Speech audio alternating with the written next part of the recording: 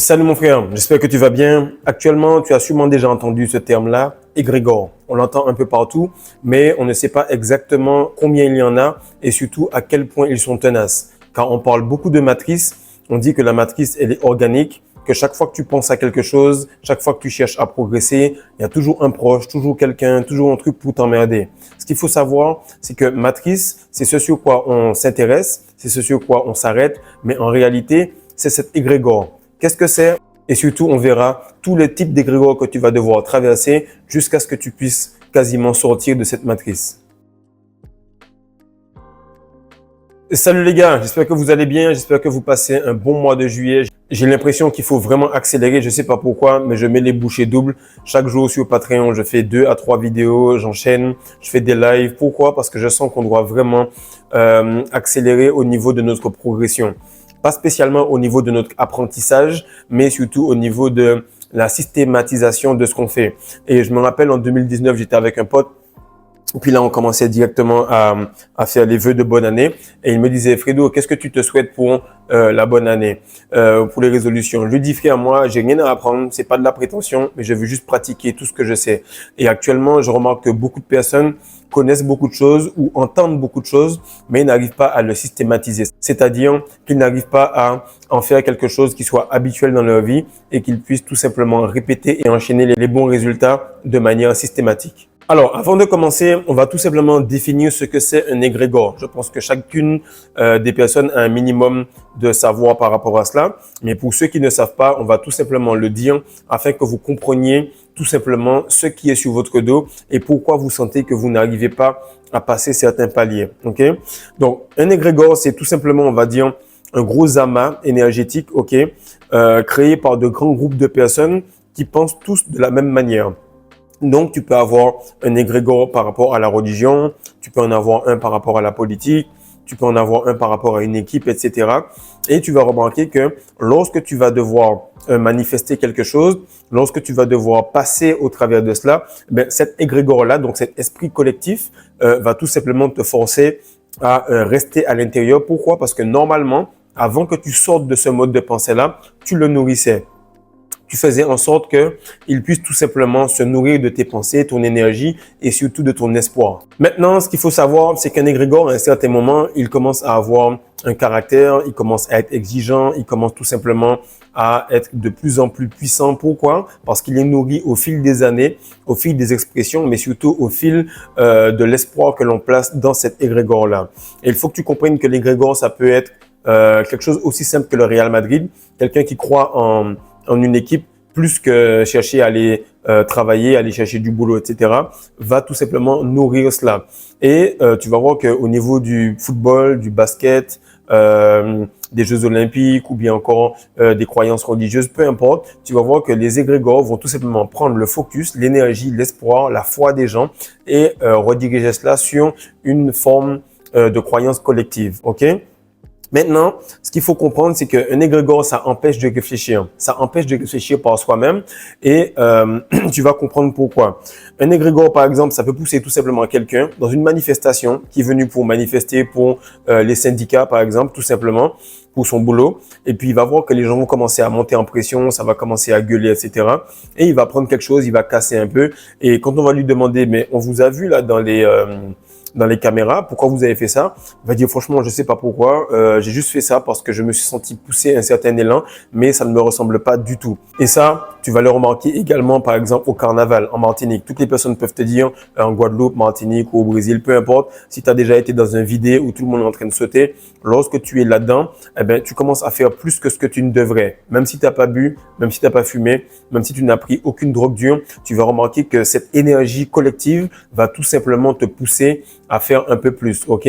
Donc ça, c'est pas quelque chose qui est spécialement fait pour les humains, c'est quelque chose qui se fait également avec les animaux. Tu vas voir un chien seul, eh ben, il est tout simplement faible, mais tu vas le voir avec d'autres, il va commencer à avoir son esprit un peu sauvage. Il va vouloir t'attaquer, même si c'est un chien qui était domestique à la base.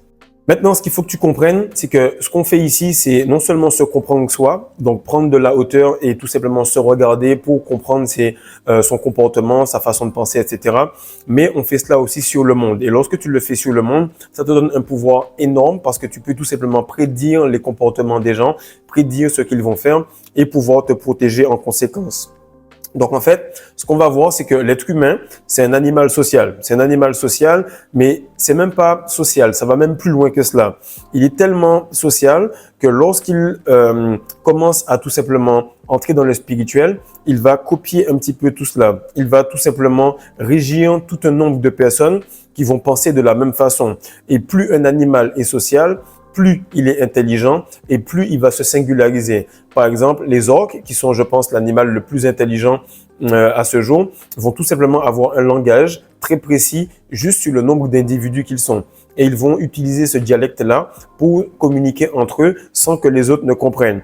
Donc, tu vas comprendre que cela, au niveau de l'animal, c'est la même chose, mais au niveau du spirituel, c'est également la même chose. Et vu que l'homme, il est animal et spirituel dépendamment de sa fréquence, eh ben, on a juste fait en sorte que tout le monde soit là-dedans pour utiliser ce pouvoir que l'être humain ne sait pas qu'il a et l'utiliser contre lui-même.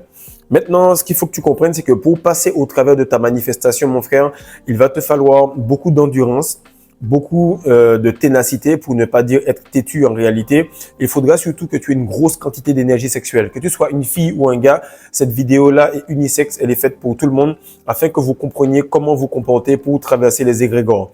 Autre chose qu'il faudra que tu comprennes, il faudra pas être déçu de cela, c'est que avant que tu aies ta manifestation, tu vas défoncer l'égrégore. Tu vas le défoncer et beaucoup de personnes qui s'identifiaient à cela, qui s'identifiaient à cet égrégore familial de quartier, de ville ou encore de religion, vont tout simplement se trouver perdus par rapport à cela parce que le fait que tu aies fait une brèche dans cette matrice, donc que tu aies défoncé la dizaine d'égrégores qu'on va voir ensemble, fait que cette personne-là perd ses repères. Et le plus souvent, lorsque tu commences à manifester, des fois, tu es un petit peu gêné. Tu te dis, merde, je commence à manifester tel ou tel truc, mais actuellement, l'équipe, elle est défoncée. Mais ce qu'il faut savoir, c'est que il fallait que tu passes au travers de cet égrégore, il fallait que tu défonces cet égrégore-là pour que tu obtiennes ce dont tu as besoin. Et ce que je veux te faire comprendre, c'est que ce sont pas les lois qui bloquent les gens. C'est pas le fait de traverser au feu rouge, c'est pas le fait de payer ses taxes, c'est pas le fait d'avoir des frontières, etc. Non, ça c'est pas la matrice. Et c'est ce que les gens pensent. Les gens te disent ouais, quand t'es au-dessus de la matrice, ben tout simplement, tu peux prendre ton jet privé, prendre ton yacht, etc. Ça arrive lorsque tu as complètement réussi à gérer la matrice et à en faire ta chienne, en fait. Mais ce qui se passe, c'est que lorsque tu es tout simplement dans cette progression-là, tu vas remarquer que l'égrégore, c'est plus les lois. Les lois, c'est par exemple, tu te réveilles pas tout simplement très tôt le dimanche, il y a la grasse matinée, il faut aller à la messe, après chaque phrase, il faut répéter Inch'Allah. Lorsque quelqu'un te dit, bon, ben on se voit demain, il faut toujours dire si Dieu veut. Et le fait de répéter tout le temps ces trucs-là, c'est une vidéo qui va piquer. Donc, si t'es pas prêt à entendre des vérités, dégage. Comme ça, on va aller tout simplement à l'essentiel. Pourquoi? Parce que on est en train d'aller un petit peu en surface et plus le temps passe, plus on arrive à la fin 2025, plus il faut qu'on progresse et qu'on arrive dans les vraies choses. Maintenant, de ce que j'ai remarqué, je vais t'expliquer ça et ça va piquer, comme je l'ai dit, je vais être le plus franc possible pour qu'on puisse avancer. Ce qui se passe, c'est que l'égrégore, c'est quelque chose qui enlève toute créativité. Ça t'enlève toute créativité, ça t'enlève tout pouvoir sur toi-même et surtout, ça t'enlève toute responsabilité. Et lorsque je vais t'expliquer ça, tu vas comprendre. Il donne à l'homme cette façon de demander tout le temps à l'extérieur. C'est-à-dire que tu vas demander pour du travail, ce sera pour quelqu'un à l'extérieur au lieu de faire ton business. Tu vas par exemple aller demander pour des congés, tu vas voir le RH ou le responsable et tu vas lui demander. Ensuite, tu vas prier pour une entité qui est à l'extérieur. Tu vas faire ça à chaque fois et tu vas remarquer que ça t'empêche de te responsabiliser et ça fait que tu penses qu'il y a toujours un responsable extérieur à ta situation intérieure. Ça fait toujours que tu penses qu'il y a quelque chose d'externe qui va tout simplement régir ta situation personnelle. Et il n'y a rien de plus féminin et enfantin que baser toute sa vie sur ce principe. Maintenant, voici comment ça va se passer et voici certains moments où j'ai dû parler en public et péter cet égrégore-là et les gens l'ont remarqué. Ok? Là, on est en train d'arriver, on est en demi-finale du championnat du Sénégal. D'ailleurs, l'équipe s'est complètement pétée, c'est dégueulasse. Et ce qui arrive, c'est que je parle avec les gars, je leur explique un petit peu le truc et je leur dis, bon, voici ce qu'on va faire. on va faire tel ou tel truc, on va prendre tel ou tel complément, etc. On va faire en sorte de se préparer pour le match. Et là, il y en a qui rigolent, il y en a qui rigolent pas, il y en a qui acceptent, il y en a qui acceptent pas. Mais collectivement, après, on accepte le tout. Et tu vois que même le coach, je l'ai pensé tellement fort que c'est lui-même qui l'a dit, c'est même pas moi. Et je te dis ça alors que le gars, il est religieux, alors que le gars, il est dans la religion, alors que le gars, il est dans la tradition du masla à la sénégalaise. On est en train de se mettre comme ça, ok, pour préparer un petit peu le cri qu'on fait à la fin. Donc on dit AS, puis après douane. Et qu'est-ce qui se passe? C'est qu'au moment de dire AS, il s'arrête et puis il dit les gars, on doit gagner le match. Et là, il y a des gars qui disent Inch'Allah. Et là, les gars disent frère, regarde. Il n'y a pas de Inch'Allah. Tu vas le gagner et tu vas prendre tes responsabilités, ok? Et tu voyais qu'il en avait marre. Et je l'ai toujours dit, chaque fois que tu vas arriver quelque part, tu vas dire à quelqu'un, du coup, on se voit demain. Ok, si Dieu veut. Ou tu vas lui dire, ok, demain, est-ce que tu penses que tu pourrais faire ça ou ça? Ça dépend, en tout cas, on verra, hein, Inch'Allah. Et qu'est-ce qui se passe? C'est que tu mets ce mot-là et tu as l'impression qu'au moment où la personne dit cela, ça enlève toute crédibilité qu'il sera là ou pas. Je te jure, répète ça cette semaine. Observe comment tu demandes à quelqu'un de faire quelque chose et le fait qu'il dépose sa responsabilité sur quelque chose d'autre, automatiquement, il enlève le poids sur lui. Donc, comme on le dit, la parole de l'homme vaut l'homme et lorsqu'il met sa parole en doute par rapport à quelque chose qui est complètement fictif, mais qui en réalité existe, donc une pensée collective, mais tu vois qu'il devient beaucoup moins fort à ce moment-là.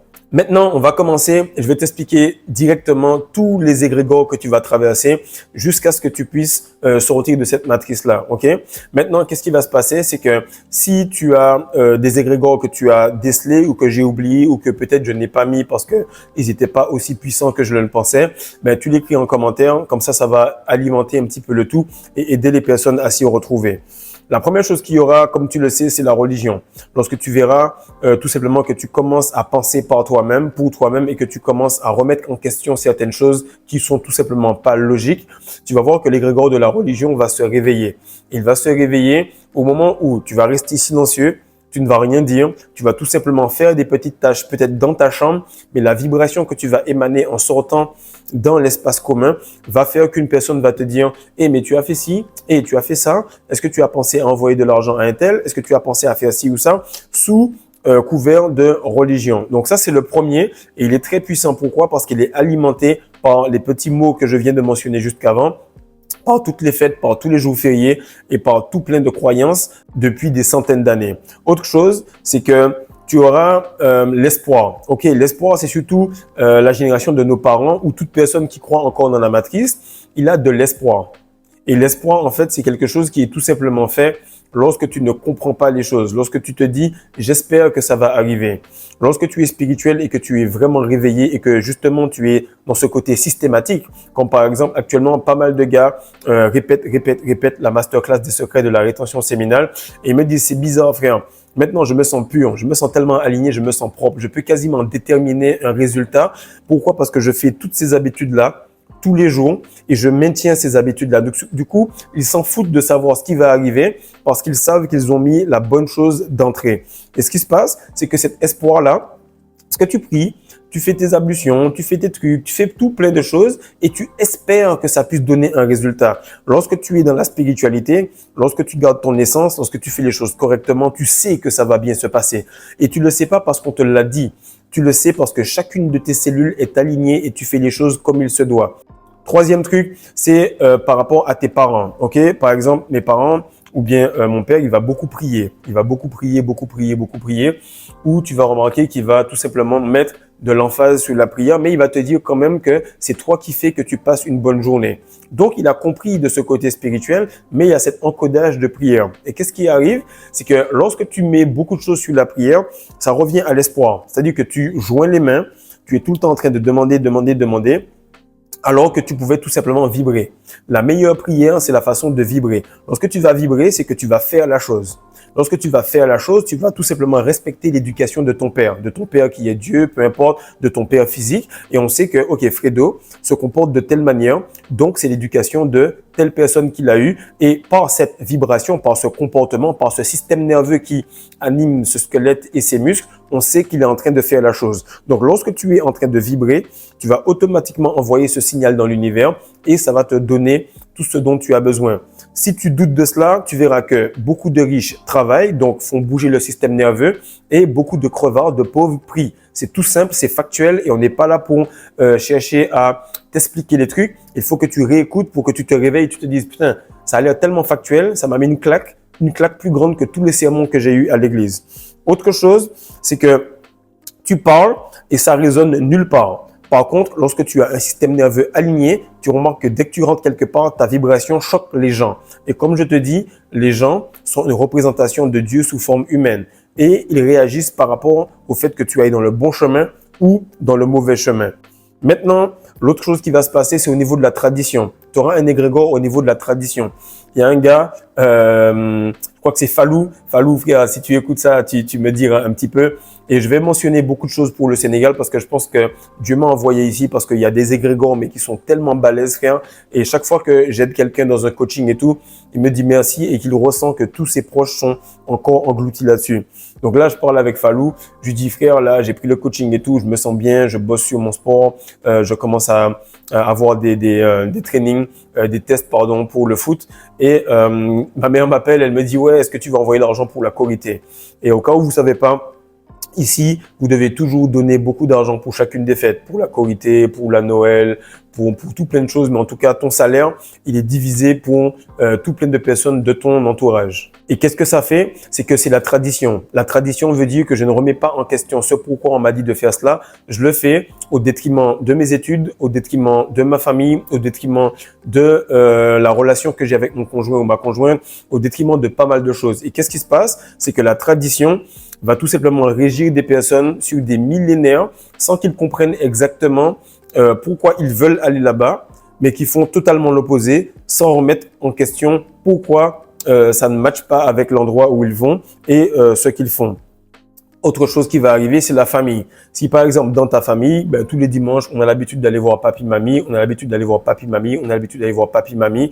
Et qu'est-ce qui se passe, c'est que tout le temps que tu as mis à aller voir papi, mamie, ben, tu aurais pu peut-être faire plus d'argent, pouvoir la mettre dans un hôpital mieux, pouvoir trouver un médecin plus fort qui puisse gérer la situation. Donc qu'est-ce qui se passe, c'est qu'en réalité, on a toujours une forme de responsabilité. On peut toujours avoir une certaine gestion de l'issue. Mais comme on est tout simplement en train de répéter des choses sans se poser la question, ben, on fait comme la famille a fait. Et la famille, ça va venir sur celui qui est le plus dominant. Et chaque fois, et d'ailleurs, c'est quelque chose qui va sûrement arriver, je l'ai dit dans une vidéo, c'est que dans les 6 prochains mois, vous aurez le décès d'une personne dans votre famille. Ce sera sûrement un oncle, une tante, un frère, une sœur, peu importe. Mais cette personne-là qui est très traditionnelle et c'est cette personne qui rassemblait tout le monde. C'est cette personne qui va toujours faire en sorte que les petits ne parlent pas plus fort que les grands.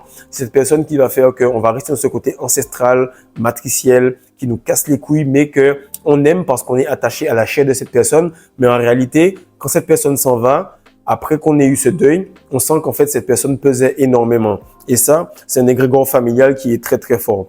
Et tu vas comprendre que, par exemple, pour ceux qui viennent des îles, puisqu'il faut que je parle des gens des îles, de la Martinique, la Réunion, etc., tu sais que lorsque tu vas commencer à grandir, il y aura pas mal d'argent qui va passer dans des billets d'avion. Tu vas devoir quitter ton île et tu vas devoir y revenir et tu vas devoir prendre peut-être un tiers de tes bagages pour emmener de la confiture, des trucs que faire, tu t'en bats les couilles, mais il faut ramener parce que c'est comme ça que mamie a toujours fait, etc. Et ce qui arrive, c'est que là, je ressens cet égrégore-là. Tu fais un peu d'argent, tu commences à mettre de côté, tu veux investir. Et là, les gens commencent à te bassiner. Frère, il faut que tu rentres au pays, il faut que tu rentres au pays. Il faut venir voir la famille, il faut venir voir la famille. Alors que la famille ne te manque pas du tout. Alors que tu as une vibration qui fait que tu ne pourras plus rentrer parce que tu as trop changé. Et de toutes les façons, tu n'es pas encore prêt à rentrer parce que il faut que tu investisses et que tu as un enfant à mettre un bel avenir devant toi plutôt que prendre un billet, payer quasiment 10 000 € aller-retour, plus tout ce qui coûte cher en Martinique pour juste passer du temps avec des gens qui ne vibrent plus comme toi. Donc, l'égrégore familial, il est très, très lourd et tu vas remarquer que dans les endroits qui sont très communautaires, il va tout le temps s'exercer tant que tu n'as pas ramené des manifestations physiques, tant que tu n'as pas fait plus d'argent que celui qui est le plus riche de la famille et ainsi de suite. Maintenant, cette partie-là, c'est uniquement pour les femmes et je vais faire de plus en plus des petites parties pour vous les femmes parce que vous êtes de plus en plus nombreuses ici et je vous remercie. Maintenant, qu'est-ce qui se passe pour vous en tant que femme? Et vraiment, j'insiste là-dessus, je pense que certaines d'entre vous vont écrire dans les commentaires parce que c'est quelque chose qui est très brutal, ok? Lorsque tu es une fille, ok, et que tu empruntes un chemin qui est un peu différent de celui de ta mère, sache que elle espère que tu te casses la gueule. Et je te le dis sérieusement, j'en ai parlé avec plusieurs des femmes qui m'entourent et elles ont fait des recherches là-dessus, elles se sont fait coacher là-dessus et le comportement de leur mère se confirme. Ta mère va vouloir que tu aies des difficultés comme elle. Ta mère va vouloir que tu te poses comme elle. Ta mère va vouloir peut-être que tu ne fasses pas comme elle à un certain point, que tu te dises pas, OK, j'arrête mes études, je continue, il faut que tu aies un taf et tout. Mais elle va te mettre ses conditions quand même. Donc, cet égrégore maternel est très, très fort et il va te pousser à tout simplement galérer autant qu'elle a galéré, sinon plus. Et lorsque tu vas glow, lorsque tu seras sexy, lorsque tu seras belle, lorsque tu auras cette forme de liberté et non de souffrance, parce qu'elle, elle a souffert, parce qu'elle était masculine, elle a voulu prendre les rênes. Et toi, lorsque tu voudras let go, avoir un gars qui est plus masculin, qui travaille, que tu seras à l'aise à être mère au foyer, que tu auras envie de faire un projet, mais que ce projet-là n'aura pas d'obligation de réussir en termes de finances, elle va tout simplement faire en sorte de t'appeler. Elle va vouloir gérer ton temps. Elle va vouloir te dire, fais ci plutôt que ça, etc. Elle va t'observer avec un dédain. Maintenant, qu'est-ce qui va arriver? C'est que tu vas tout simplement lui annoncer une bonne nouvelle et tu vas voir ce petit rictus sur son visage au moment où tu lui annonces une bonne nouvelle.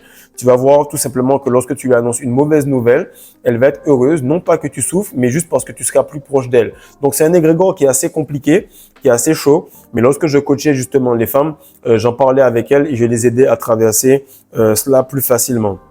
Maintenant, un égrégore qui est très très lourd et comme je suis black et comme je suis des Antilles et comme j'étais avant adventiste, donc il faut que j'en parle, c'est l'égrégore au niveau des cheveux. Les personnes noires sont les personnes qui ont les cheveux les plus courts en général, alors que les personnes noires sont des personnes qui ont besoin d'avoir le soleil qui tombe sur leurs cheveux.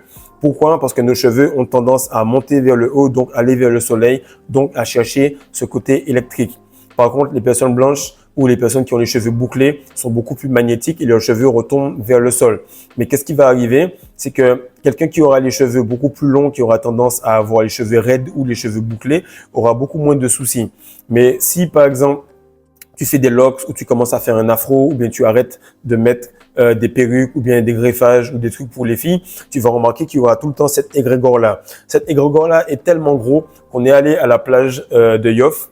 Et qu'est-ce qui s'est passé? C'est qu'un gars est venu, il a dit à ma femme, oh, you speak English? Elle a dit non, je parle français. Pourquoi? Elle a dit non, parce que tu as les cheveux naturels et en général, les femmes noires qui viennent ici et qui te ressemblent de ce style-là, ce sont des femmes qui sont plutôt américaines. Parce que ici, normalement, soit tu as les rajouts, soit tu as les greffages, mais en tout cas, tu n'as pas tes cheveux naturels. Donc, c'est à ce point que l'égrégore au niveau des cheveux est énorme. Autre chose, cet égrégore-là va être très très fort lorsque tu vas commencer à gérer ton essence, gérer ta sexualité et donc ça va en pâtir énormément sur tes finances. C'est-à-dire que tu vas tout simplement, lorsque tu as une émotion, une envie de dépenser, tu vas faire attention, comprendre cela et investir. Et lorsqu'on va te demander de l'argent et tu vas dire ben j'ai pas d'argent, et ils vont te dire, ouais, mais tu as fait tant d'argent entre janvier et maintenant, pourquoi tu n'as pas? Tu dis, ouais, mais cet argent-là, il est fait pour investir, ou il est bloqué, ou il est sur un compte qui est daté que je peux pas ouvrir. Ils vont pas comprendre.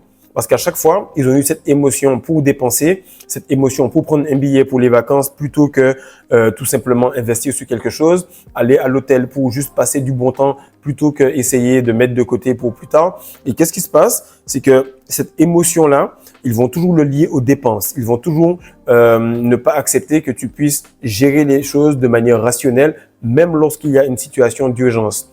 Exemple, il peut avoir un souci, il peut avoir même une situation proche de la mort. Et moi, je vais commencer à sentir que d'entrée, je vais ouvrir les bras, je vais donner de l'argent. Puis je vais revenir après, je vais dire non. Si les frères de cette personne-là ne peuvent pas être là, alors les enfants de cette personne-là seront là. Ensuite, alors, je vais attendre un peu et vraiment, lorsque cette personne-là aura besoin, je vais me porter garant comme dernière bouée de sauvetage. Et c'est comme ça que tu dois faire. Parce que vu que tu es vraiment le backup de tout le monde, tu dois préserver ton énergie pour être sûr d'être là lorsqu'il n'y a plus d'autres personnes. Mais pour cela, il faut que tu sois rationnel et il faut que tu sortes de cette émotion et de cet égrégore de dépenses liées aux émotions. Encore une fois, qu'est-ce qui va arriver? C'est que dès que tu auras une voiture qui est correcte, dès que tu auras un peu d'argent de côté, un enfant, et puis tout simplement une vie de famille correcte, on va tout simplement attribuer cela à de la réussite. On va vouloir t'afficher un peu partout, te mettre sur les réseaux. Pourquoi? Parce qu'ils pensent que c'est ça la réussite.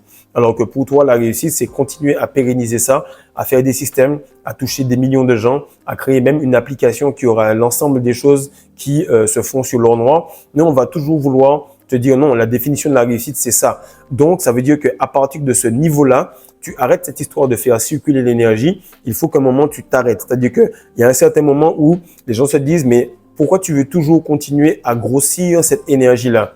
Il faut que tu éjacules, il faut que tu perdes cette énergie, il faut que tu aies un arrêt. Alors que non, tu peux tout simplement être dans ce cycle, dans ce cercle vertueux continuel si tu continues à réinvestir cette énergie, réinvestir cette émotion, réinvestir tout cet argent-là et ressemer pour que tu puisses récolter plus tard et ressemer ensuite et ainsi de suite. L'autre égrégore qui va être vraiment chaud, mais ça, on va pas rester longtemps puisqu'on en a déjà parlé hier ou avant-hier, c'est le fait que tu cherches un travail, que tu aies des diplômes ou que tu aies tout simplement un business. Mais comme tu le remarques, je te dis que la matrice est en train de se péter et cet égrégore-là est de plus en plus faible. Maintenant, les parents, que tu sois youtubeur, TikTok, peu importe ce que tu fais, si tu rapportes de l'argent, il n'y a pas de souci parce que c'est la manifestation physique qui est importante. Maintenant, qu'est-ce qui va se passer? C'est que si tu as un père ou quelqu'un ou une famille qui est plutôt entrepreneur, ils vont tout simplement rentrer sur toi sur « Non, il te faut faire un business physique. Il faut que tu fasses un magasin avec moi. Il ne faut pas que tu puisses tout simplement faire des vidéos en ligne. Il faut que tu puisses garder tes choses en privé. Montrer ta famille, montrer ta femme, montrer les gens sur les réseaux. C'est une façon d'impacter le monde. » Et tout ce que tu as réussi à solutionner, tu peux impacter les gens en montrant que voici comment j'ai solutionné la chose, voici mon mode de vie sur Insta, voici mon mode de vie sur YouTube. Vous allez pouvoir voir comment j'en suis sorti et comment vous pouvez faire de la même façon. Donc, le business en ligne, en fait, c'est une forme de branding que beaucoup de parents, beaucoup de personnes qui sont plus âgées que toi ne comprennent pas. Et justement, les marques tombent à l'eau. Tu as vu que la Chine a montré que c'était faux. Les égrégores que sont les stars comme les Taiki, Maître Gims et autres P. Diddy tombent à l'eau. Tu remarques que toutes les personnes qui sont dans la politique tombent à l'eau. Alors, ça veut dire qu'il y a une grande place pour être un exemple. Et si toi, si tu suis l'or noir, si toi, tu suis Fredo, c'est parce que tu sais que quoi qu'il arrive, je serai présent. Quoi qu'il arrive, je serai là. Encore hier soir, il y a des gars qui prenaient la masterclass ou qui voulaient avoir des coachings en vente ou encore voulaient avoir des réponses sur Patreon et je leur répondais dans la nuit même. Pourquoi? Parce que lorsque je vais me réveiller, si je vois mon téléphone, je sais que cette personne-là, selon son décalage horaire, elle a besoin de la réponse tout de suite. Et lorsque je répondais au gars, il me disait « Putain, t'as l'air d'être vraiment réactif. » Et je leur ai dit « Frère, tu comprends pas. » Vu que les gars sont en train de préparer leur truc, moi, je me vois à l'opposé en train de préparer aussi le chemin. Et vu qu'ils sont pressés, il faut que tu sois pressé au même niveau. Car ils ont un agenda et il faut qu'on arrive un petit peu avant et qu'on soit prêt avant qu'ils mettent les choses en place. Maintenant, mon frère, on arrive enfin au dernier égrégore. Et pourquoi je dis le dernier? Je pense qu'il y en a plein d'autres, mais la vidéo va être peut-être trop longue. Je veux juste que ce soit assez concis et précis pour que tu comprennes un petit peu le concept. Mais normalement, lorsque tu auras géré ta semence, que tu auras compris tout ce que j'explique sur Patreon, lorsque tu auras compris un petit peu comment la semence, les finances, les émotions, le système nerveux, tout cela est lié et les manifestations également, tu vas commencer à comprendre comment tu dois réinvestir. Tu vas commencer à comprendre comment tu dois réinvestir, par exemple, l'argent. Et beaucoup de personnes ne comprennent pas qu'avec le crédit, elles peuvent s'enrichir. Et donc, elles vont prendre un crédit à la consommation, un crédit pour acheter une voiture, un crédit pour quelque chose qui perd de la valeur ou un crédit tout simplement pour réellement investir sur ce sur quoi ils ont dit à la banque. Parce que pour eux, la banque, c'est quelque chose qui est très, très puissant. Et s'ils ils ont demandé à la banque qu'ils vont prendre telle somme pour investir sur ça, ben ils vont réellement prendre cette somme pour investir là-dessus. Qu'est-ce qui se passe? C'est que lorsque tu commences à monter en termes de compréhension du monde, tu vois que le crédit, c'est ce qu'on te prête par rapport aux habitudes que tu as. Et comme tu as des habitudes, donc on te dit voilà, ces habitudes-là nous permettent de savoir que ce gars-là, normalement, il va pouvoir nous rembourser et on va lui donner un taux d'intérêt pour prévenir au cas où ces habitudes, pour que si quelqu'un d'autre nous demande un crédit, on ait de quoi lui donner de l'argent à l'opposé. Et ce qui se passe, c'est que toi, lorsque tu vas sortir de cela, tu n'auras pas de stress du lendemain de perdre de l'argent parce que tu sais que ce n'est pas réel. Mais comme tu as des bonnes habitudes, comme tu fais exactement les mêmes choses, tu sais que lorsque tu sèmes, tu vas récolter parce que tu as semé au bon moment, parce que tu as gardé ta semence correctement, parce que tu as mis de l'engrais, qui est le Semen Retention Booster, parce que tu as fait en sorte de tout le temps, mettre les bonnes choses pour être sûr d'avoir un résultat. De ce fait, tu n'as pas peur d'aller demander pour pouvoir faire un projet et ensuite commencer à faire que ce projet puisse payer le retour de ce crédit-là, mais que la somme puisse permettre de payer pour d'autres investissements et ainsi de suite. Et beaucoup de personnes ne comprennent pas qu'il y a deux moyens de penser le monde. Il y a deux moyens de penser le sexe et l'argent. C'est tout simplement de penser que l'argent, c'est une finalité et que le sexe, c'est une finalité. Mais comme tu l'as compris, et on en parle pas mal sur Patreon, sur les lives, ce dimanche encore, que l'argent et le sexe sont tout simplement une façon de pouvoir avoir soit plus d'argent, soit plus de manifestations, ou soit encore plus de sexe, de pouvoir et de femmes. Et quand tu l'auras compris, mon frère, tu vas tout simplement sortir de cette matrice et tu vas pouvoir gérer cette matrice selon tes règles, selon tes envies. La matrice, en réalité, on n'en sort réellement jamais parce que de toutes les façons, on sera toujours un petit peu programmé par l'argent ou par une forme de modernité. Mais ce qui se passe, c'est que si tu en sors, au moins, tu peux manifester ce que tu veux comme tu le veux. Parce que comme on l'a dit, les gens pensent que Dieu est un peu partout. Du coup, ils cherchent à droite et à gauche. Ils cherchent dans tous les égrégores et ils se déresponsabilisent de leur vie.